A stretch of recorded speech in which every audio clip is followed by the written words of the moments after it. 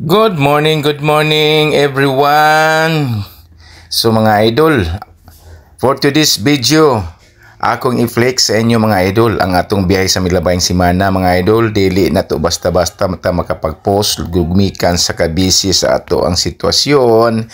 Kini atong pagkapiloto sa kalsada mga idol, dili gid na to pwede nga ato ning kumpiyansahan kay one false move equals manimahong kandila.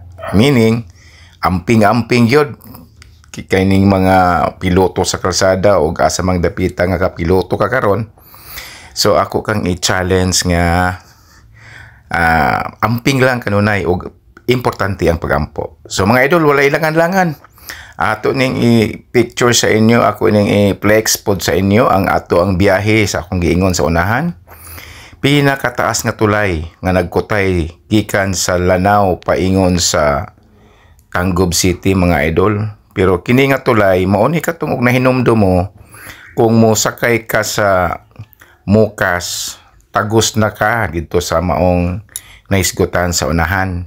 Di ba? Magkuan man to, magruro man to. Karon mao na ni ang atong biyahe. Ning kutay na ta sa maong tulay nga pinakataas nga tulay. Mao ni siya oh. So na-challenge ko. So niingon akong mga pasahero nga paghinay-hinay lang niya.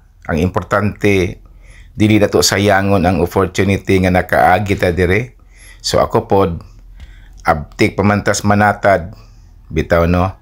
So amping ni gihapon double o triple ang ingat para lang yun nga makakuha ta ani nga mga picture or videos.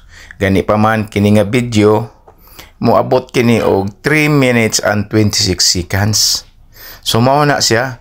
So ang gitas-on ani mga loads kung ako ang i-picture sa inyo ang gikan sa akong video. So nagsugod ang start sa 1 hangtod sa pag-end ani mga loads.